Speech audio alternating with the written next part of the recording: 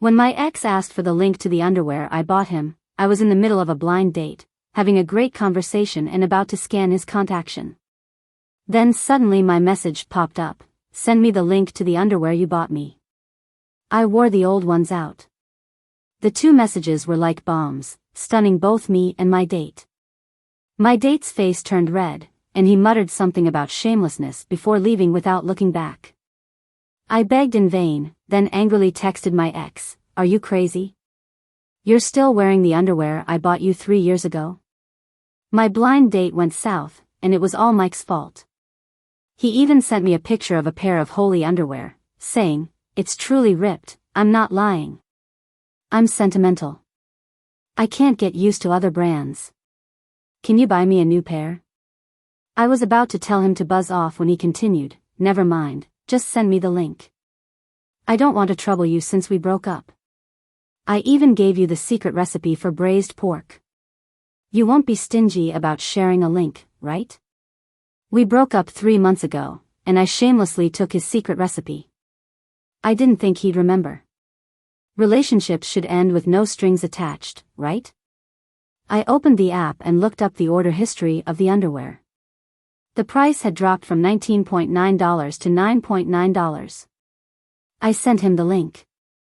A moment later, Mike texted, "You always bought me $9.9 underwear?" I raised an eyebrow. "So what?" "Nothing, you're really frugal." I ignored him. I was so mad about ruining my date that I blocked his number. At 3:30 a.m., my phone rang. Half asleep, I answered, "Hello?" Mike's voice came through, "Linda, why was the underwear shipped via YTO Express? Can it be specified? There's no blue pair either, did you order wrong?" I checked the number and it was indeed a new one. Did he seriously order it? Ask customer service. What can I do? I can't change it for you. They're off duty. Mike stubbornly asked about the material and shipping. I closed my eyes, annoyed. "Mike, I have a meeting at 8 a.m. Try calling then." 3 seconds later, he was silent. 5 seconds later, he hung up. Staring at the ceiling, I couldn't sleep. Was he insane? The next day, the phone rang, and I jumped. My mom was on the line, asking how Ken managed to blacklist the great-grand-niece of the second cousin's daughter-in-law of his aunt's cousin's aunt by marriage. Ken was the guy I met on the blind date. My mom managed to set it up after working her connections for half a lifetime. I was surprised she didn't scold me. Just not a good match, I thought. Before she could talk about the next candidate, I quickly used work as an excuse to hang up. My close colleague Clara teased, "Your mom pushing for marriage again?" I forced a smile. "She really wants a grandchild. I told her to hire a nanny, and she called me ungrateful. Insists I have a baby." Clara chuckled, "You and your family are hilarious. Weren't you dating a younger guy before? Why not bring him to meet them?" Mike? Like a cat cornered by a mouse, I shook my head furiously. No way, he was too controlling. If not for his cooking skills, I wouldn't have stayed so long. Jokingly, I vented to Clara. He insisted on picking me up from work, holding hands while walking, reporting trips. It was suffocating. But worse, he needed to choose every outfit, bought my makeup, and insisted on being there for my firsts. And he was into trying new things in bed. One look from me and he'd jump at the chance. I'd need to see a doctor if we stayed together. But I have to admit, his food was amazing. The night we broke up, I cried from craving it, staring at my phone number an hour. When I finally gave up and accidentally called him, I hung up immediately. Yet, Mike replied instantly, "Miss me? Want to get back together? I knew you couldn't leave me. Let me come back, I just want to sleep in your bed." I spent 10 minutes crafting a reply, his words full of implications. I sent, "How did you make the cold chicken feet from 3 days ago?" He went quiet, didn't respond. That night, he posted a barrage of criticisms on social media. Our mutual friends laughed for 10 minutes straight at screenshots. Despite his ranting, Mike sent me the recipe.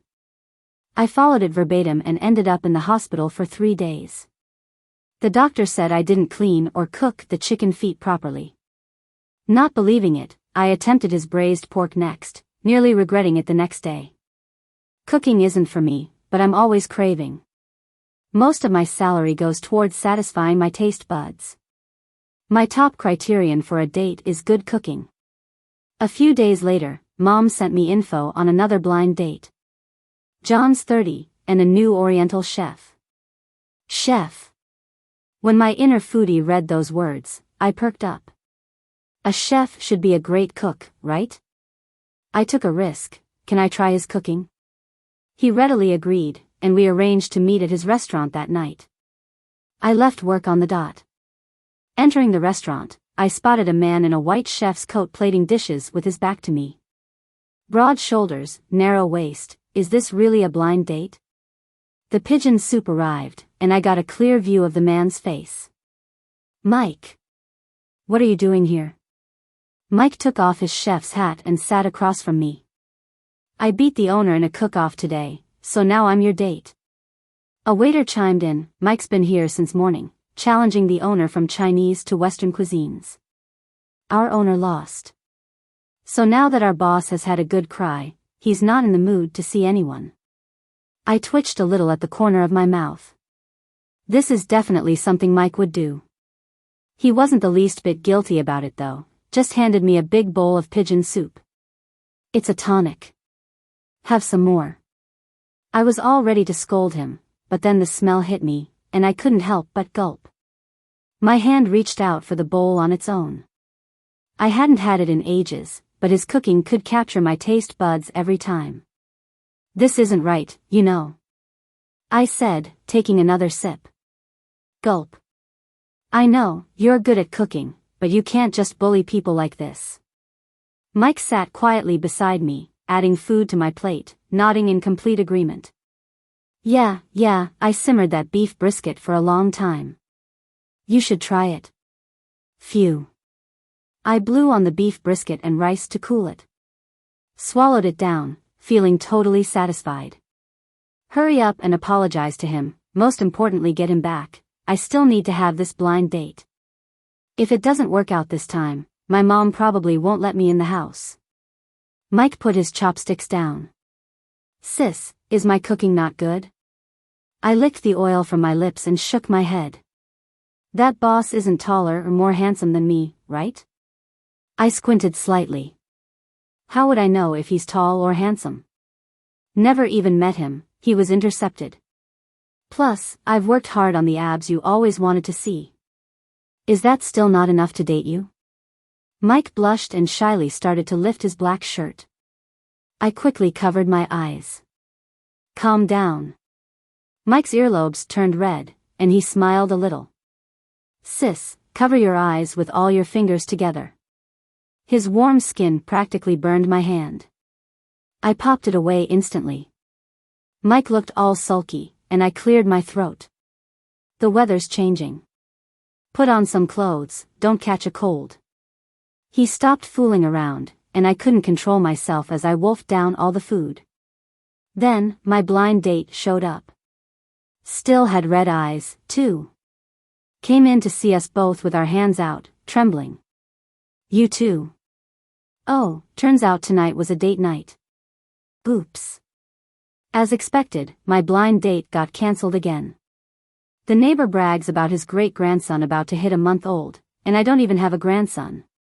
Go live with your work forever. My mom fumed as she hung up. As the wind blew, I stood by the restaurant's door feeling all kinds of bummed. I glanced sideways at starry-eyed Mike. This is your fault. Messed up 2 of my blind dates. Mike put on his poor me act. Well, why not just use me as your fallback? I shot him a look. Are you even legal? Go home to your mom, kid. Yup. Mike just turned 21, and we started dating right after his 18th birthday. Thought it'd be fun, just to mess around a bit. 3 years later, here we are. 3 years of my mom bugging me to get married, and this young boyfriend still just 21. No way we're getting hitched. Besides, Mike's got the mindset of a preschooler when it comes to love. Like last year when his team got to the basketball finals, he wanted me to deliver the water personally. I was lazy and ordered delivery for the whole stadium instead. Still wasn't happy, pouted about it for ages. Honestly, I'm getting a bit tired of it. That thought made me glance awkwardly at Mike. He was all flushed, holding back anything he wanted to say. I'm about to be 22. Still another year, 12 months, 365 days. Already planning for it? I chuckled awkwardly. Just saying again, we can date, but marriage plans, well, I've got my own ideas. Just like a puppy, the moment he heard marriage, he got gloomy, looking at me with those big, sad eyes. It was still early, so I wandered around nearby before walking home. Mike wasn't keen on heading home, trailing behind me. I'd take 2 steps, and he'd be 1 step behind. Almost to my door, he's still giving me that pitiful look. Mike, when are you leaving? Sis, there's a burst water pipe at my place. Can I crash with you for a couple of days? That's a lie. A water pipe burst. Why not say there's a gas leak leading to a raging fire and firefighters are rescuing the place now? Before we broke up, I'd be cool with it, but not now. Mike didn't give up. Sis, I messed up your 2 blind dates. To make up, I'll cook for you. I remained firm. No. You haven't had braised lion's head in ages, right? Plus soy sauce chicken, beer fish, 3 vegetable delight, radish beef brisket, sweet sour cucumber. With every dish he names, I'm drooling more. Thinking back to the culinary experiences I had, now I'm stuck ordering yellow braised chicken for a month. Even dreaming about running from it. Well, I guess it's okay, but only cooking, nothing else. Mike knew what he was doing and got into the kitchen, pulling a disappointed face at the open fridge. As he emptied the fridge, he shook his head. Sis, why didn't you take care of yourself? Your fridge is full of canned food and instant pickles. Hey, these are quick, open the bag and you've got a meal. I watched him bring out the trash can, as if he planned to throw the lot away. I quickly stopped him, don't waste food. What am I supposed to eat if you throw it out? I grabbed the canned food and pickles, pushing Mike aside. Isn't there me? I'll cook whatever you want tomorrow. I paused, mid-reach. How many days can you cook? Future big shot judge. Isn't studying abroad in the cards? Shouldn't you be preparing? Mike wrapped his arms around my waist from behind, almost panicking. What if I don't go abroad? Sis, I want us to always be together. Reconcile? No way. These 3 years have been enough for me. Mike became a campus heartthrob in his freshman year due to his looks. By the end of his freshman semester, he impressed my mentor with his perfect double semester grades, topping the class. I had only just graduated, and my career was taking off with just 1 case. My mentor invited me back to school during the holidays to share experiences with undergrads. Kind of to encourage them, I guess. After sharing his wisdom, my mentor pulled Mike over to introduce us. This is your junior, Mike. He's just like you back in the day. Mike was a minor then, but his bowl cut couldn't hide his good looks. The young lad extended his right hand, eyes eager. I've heard so much about you, senior. Finally, nice to meet you. I smirked playfully and said, nice to meet you too. Looks like my reputation has even got this year's juniors trembling in their shoes. Later on, Mike sneaked me his contact information when our mentor wasn't around. At first, it was just regular academic chats. But then it turned into trivial, everyday stuff. Hey, senior, it's a nice day today and it's Sunday. Want to grab some afternoon tea? I wake up in the afternoon on Sundays. What tea? Check out the school's cats, they just had kittens. Aren't they adorable? I'm allergic to cats. Not cute at all. Senior, why didn't you come to the teacher's birthday party today? He got caught by his wife sneaking a drink. This time I replied, in the old days, I would tip him off, "So is this a leak?" It was me. Over time, I thought Mike would give up. I didn't expect to get used to his updates. And I got hooked by a picture of braised pig trotters in his posts. Immediately took a screenshot, asked, "Which restaurant is this from?" Mike replied instantly, "You like pig trotters, senior? I'll bring some over." So generous. Then I won't be polite. Mike brought me pig trotters 3 times a week. Tender and not greasy, just the right balance. Back then, I swore I could eat those trotters for life. Turns out, this guy made them himself. "Senior, it's my birthday soon. Want to come over?" The main dishes are spicy shrimp, spicy boiled beef, sweet and sour ribs, old duck soup as a broth, cucumber and seaweed salad as the cold dish, and tiramisu for dessert. After all that tempting, he finally said, "It's tomorrow, 8 p.m. You coming?" He even knows my schedule, definitely planned this out. But I still managed to hold back my drool and shamelessly asked, "Can I request dishes?" Mike grinned slyly, "What would you like, senior?" I swallowed my saliva, ignoring his gaze. Save me a couple of those braised pig trotters. No wonder they say the way to someone's heart is through their stomach. Since that meal, I now have a long-term personal chef delivering food to me every day, and Mike got himself a workaholic girlfriend with a huge appetite. While excelling at school, Mike spends his free time going through all sorts of recipes. "Got some lotus root and pork bones today to make you soup," came Mike's slightly deep voice through contact information, mixed with the bustling noise of the market. I bit my finger, smiling. Since he moved in with me, I've started to look forward to coming home after work. As soon as I open the door, I'm hit with the smell of delicious food. Mike runs from the kitchen to the entrance, eagerly hanging up my bag. I looked at him curiously. "Why are you so well behaved today? What did you do?" He sneakily grabbed a paper bag from the sofa. I took a peek inside. Lace, cat ears, maid costume. With his ears flushed, Mike said he bought it online a few days ago and it just arrived. "Can you try it on tonight, sis? Please. Try. 3 hours last night. 3 times. Come on, even oxen and horses don't go that hard."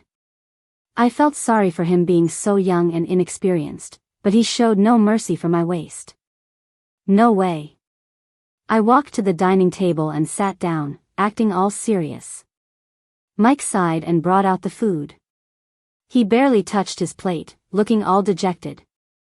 I couldn't take his pitiful look anymore, so I secretly changed into it while he was showering. Hiding under the covers, I listened for sounds from the bathroom. The water stopped. The door opened. "Sis." I felt someone tugging at my blanket. At first, I held it tightly, but once Mike saw my cat ears it was like a dog seeing a bone. In the end, the blanket got pulled off, and so did the pants. The consequence of thinking with the wrong head was me not getting out of bed the whole next day. Times like these continued until Mike's senior year in college. He was going abroad for further studies. If we stayed together, it meant a long-distance relationship for 2 years. I was just with him for the food. How could I have long-distance meals? I decided to break up. Let's say the past 3 years were my rebellious phase. At first, he thought I was joking but panicked when I quickly went stir dating. My thoughts came back to the present as I calmly pushed his hand away. "Mike, you're not a child anymore. You need to be accountable for your choices. Do you know how hard it was to get that overseas spot? You're just gonna throw it away? Talk like that again, and I'll kick your ass out." This opportunity was painstakingly secured by his mentor. If he dared to waste it, I'd be the first to kill him. Mike, realizing he misspoke in the heat of the moment, just stood there listening to me scold him. Seeing him like this softened me up a bit. I pushed the can he gave me back over. "Return it, or no sleep for you." Mike nodded. "Sis, what do you want to eat tomorrow?" "Whatever." Whatever means nothing's on the table. Mike got a taste of that. This morning during my jog, I opened the door to a mess. Two guys with bruised noses were cleaning up. The hot seafood porridge spilled all over the floor. I'd been struggling to draw my right eyebrow properly lately, now I know why. My ex and XX ran into each other. Linda, you're back? My ex, David, seized the chance to speak before Mike. I sneered, giving him a look. Why are you back? Ran out of air in the States? Yeah, a city's air quality is top-notch lately. I feel great being back. When did David get so chill?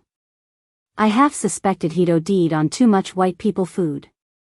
Seeing us chat in front of him, Mike, feeling something urgent, tugged at me. Sis, who's this uncle? David is only 29 this year, but because he thinks beards are the ultimate sign of masculinity, he hasn't shaved. It makes him look quite a bit older. I couldn't help but laugh. Uncle? I'm not even 30. Which eye are you using to see me as an uncle? Mike gave an innocent look. Well, aren't you almost 30? Sorry, I just turned 21. The two started bickering like kids. I noticed a bowl of seafood porridge on the table. I sneaked over, grabbed a spoon, and took a bite. Delicious. Before I finished, David suddenly asked, has your taste gotten so bad after I left? You fancy this pretty boy? Mike shot back, what are you, an old blackface? David was speechless with anger. I put the bowl in the sink and stopped them.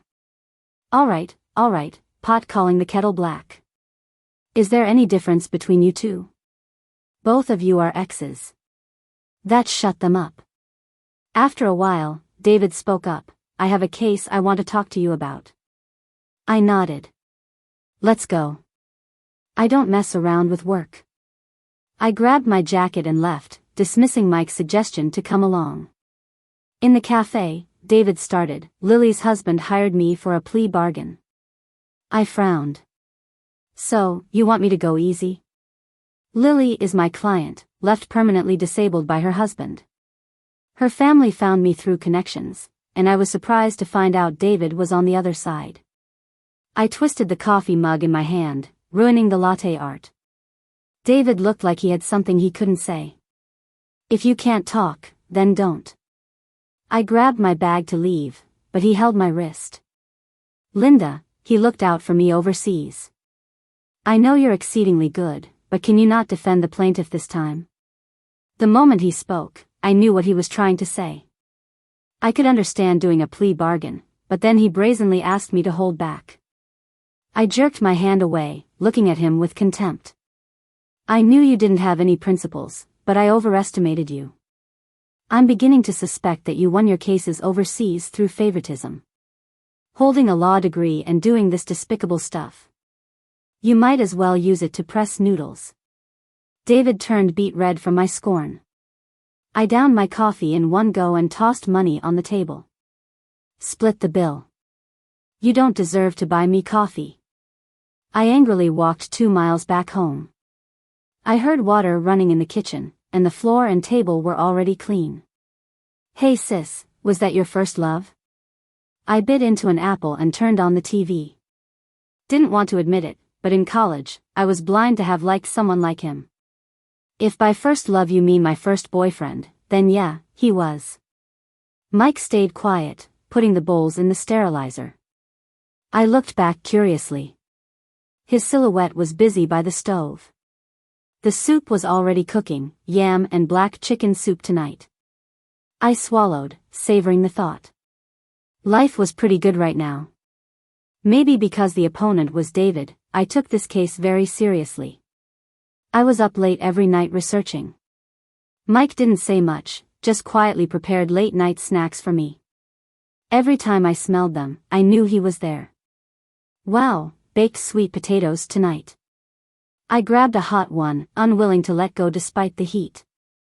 Mike wrapped a napkin around it, cautioning, careful, it's hot. I nodded, not stopping until the sweet potato was in my mouth, sighing with satisfaction. The sweet potato was halved, glazed with honey and white sugar, giving a crunchy and juicy bite. Is this your case file? Mouth stuffed with sweet potato, I nodded. So envious of him, fighting alongside you all these years. You must work really well together. I assumed he meant Clara. We'd been partners for 4 years. Our chemistry was undeniable. Sis, I'm leaving on the 10th, my flight's at 9 p.m. Will you come see me off? I froze, the aroma of the sweet potato losing its appeal. We have to part this soon. The case wasn't complicated. Unsurprisingly, David lost. Back in school debate teams, he never beat me. He even showed up at the victory party, asking for criticism. You're just as forceful as ever. I left because I couldn't handle your assertiveness. I rolled my eyes. You felt that way, 'cause you couldn't match me. Why bring up something so old? Trying to reconcile? David chuckled self-deprecatingly, teasing, yeah, if I hadn't gone abroad, we'd probably be married now. I rubbed my arms, getting the chills. Can't this guy understand? Ugh, disgusting. Please, you're better off as my defeated rival. David laughed out loud. I looked at him, baffled. What's his problem? I figured you'd be a me first type. No wonder you're not even going to say goodbye to your boyfriend leaving the country. You think he won't cry secretly on the plane? Oh no, I promised to see Mike off. I checked my phone. It was 8:30. David must have done that on purpose, waiting for me to panic. I grabbed my car keys and dashed out. But by the time I got to the airport, his plane had already taken off. No one would be home waiting for me now. No one to bake me sweet potatoes late at night. Back home, everything was tidy. The fridge organized with dividers for different foods. I grabbed a can, there was a sticky note, cut down on processed foods, too many additives. I glanced at the ingredients list, and there were plenty. Don't know why, but I put the can back. Opening the freezer, another note, I've written recipes of your favorite dishes, saved a folder on your computer. I opened my laptop. The file was named, Kitchen Rookie, start with scrambled eggs. Rushing into things might land you in the hospital like someone I know. I couldn't help but laugh out loud at that. Who's it referring to? Scrambled eggs? Aren't they just eggs, oil, and salt? Who doesn't know how to make those? I walked over to the stove and saw another sticky note. Remember to turn on the gas valve. Cooking fumes aren't good for your skin or health, so remember to turn on the exhaust fan. The exhaust fan? How do you turn this thing on again? I looked up at the thing that looked like half a funnel. The sticky note was barely hanging on. The fan-like one is the exhaust. The sun-like one is the light. You haven't used it since you bought it. It's clean, so no need to clean for now. I turned on the exhaust fan and fiddled around for 10 minutes, making a batch of half-burnt scrambled eggs. Mike said eating burnt food isn't good for you, so I picked out the burnt bits with chopsticks. There was another sticky note on the dining table. I read it while eating. I'll be back soon, don't hang out with David. I laughed. Even if he didn't come back, I wouldn't be interested in David. Life without Mike didn't feel much different. I still went about my daily work routine. But fresh ingredients kept piling up in the fridge day by day. After cooking for myself for a while, I occasionally managed to cook something that wasn't completely disastrous. David pestered me for 2 days but kept hitting a dead end, and then he went back abroad. But Mike surprisingly did keep his word and came back soon. That weekend, I was half asleep when the doorbell rang for about 10 minutes. I opened the door to find him standing there. First thing Mike did was check if there were any signs of David living in the house. He went through it 3 times and then nodded in satisfaction. I grumbled, how could I even look at someone like David? He hasn't won a single case against me. Mike thought for a moment, then sighed, so you were working hard to beat him. I thought you were helping him with his case. I gave him a speechless look, don't mention him. He doesn't deserve to be mentioned alongside me. Mike ruffled my bedhead, yeah, with your high standards, what do you think of me? I laughed. Your tiger skin chicken feet are the best. I finally got to eat the tiger skin chicken feet. But Mike could only stay for half a day before rushing off. You're leaving already? It felt like the Irish scent of his coat was still lingering, and he gently kissed my forehead. Got a court session with my advisor tomorrow. Gotta go now. I won't give up on my dream of becoming a judge. But you've always been someone I can't let go back home, so take good care of yourself.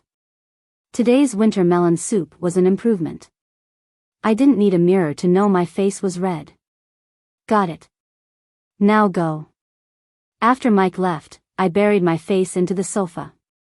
He went abroad to become better at sugarcoating words. Mike visited every week or every other week. Every time, he'd only stay for a couple of hours.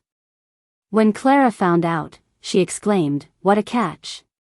You should take him to see your mom."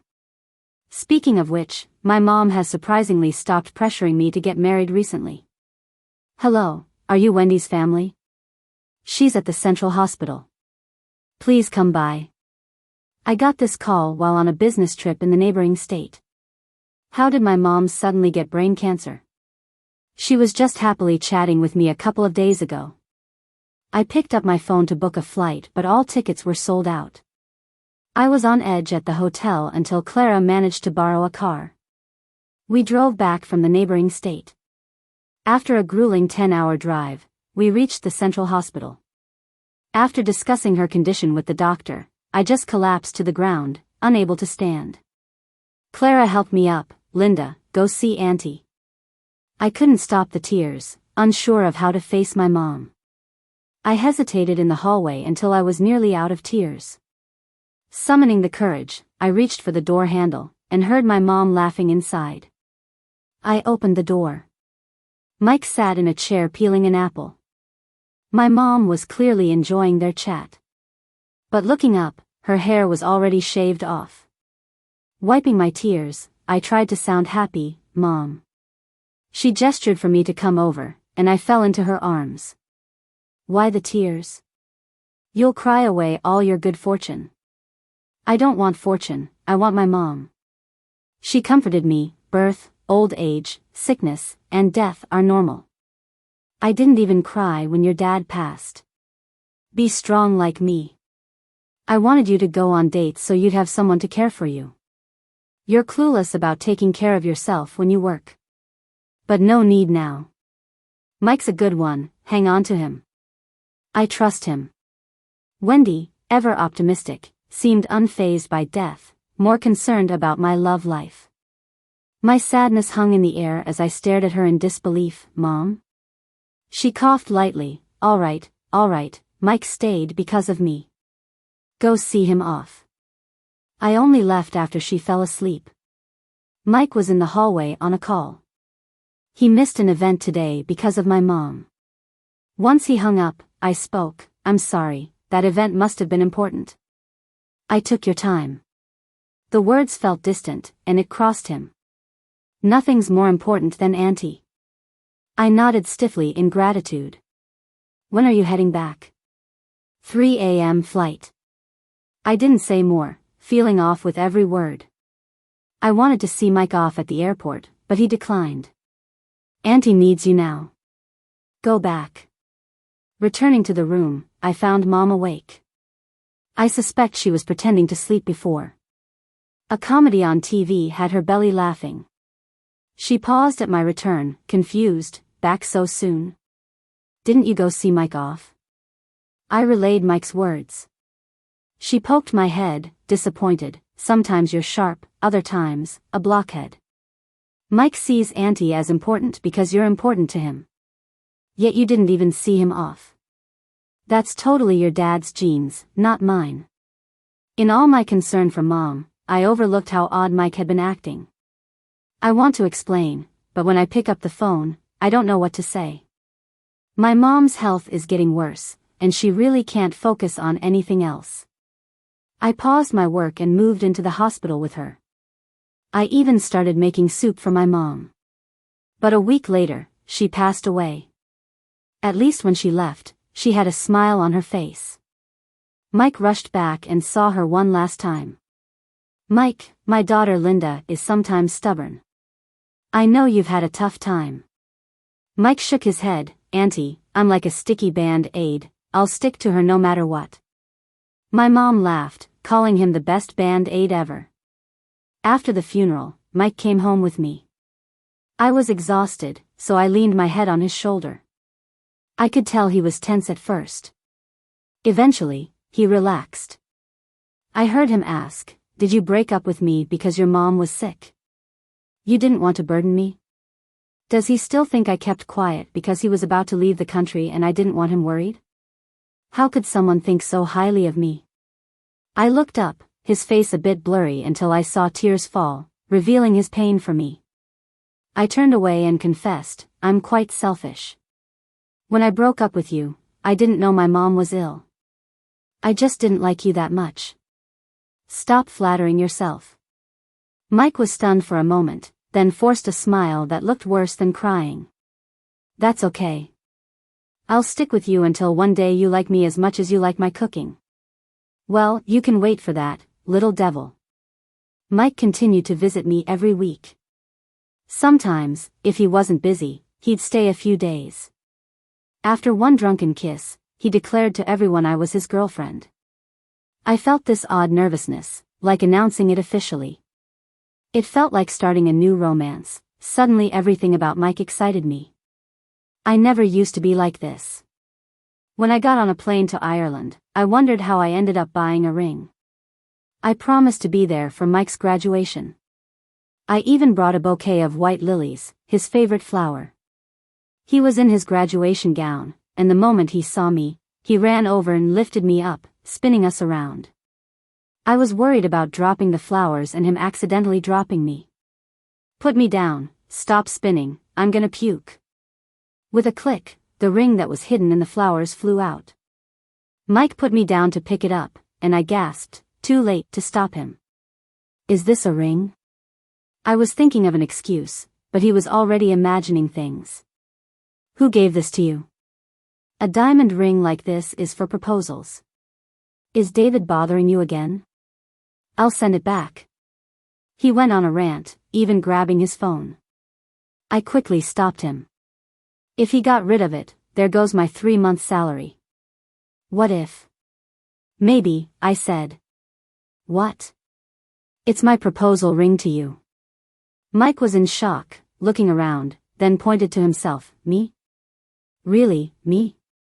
Seeing his silly expression, I teased him, if you don't want it, give it back. I'll find someone else. No way, it's mine. He cherished it, then held my hand to put it on himself. His expression was like a kid finding gold. I lightly kissed him. Well, my little fiancé, happy graduation. The loyal puppy had finally opened the door to his owner's heart. Mike pulled me in for a kiss, responding to the wait that finally paid off.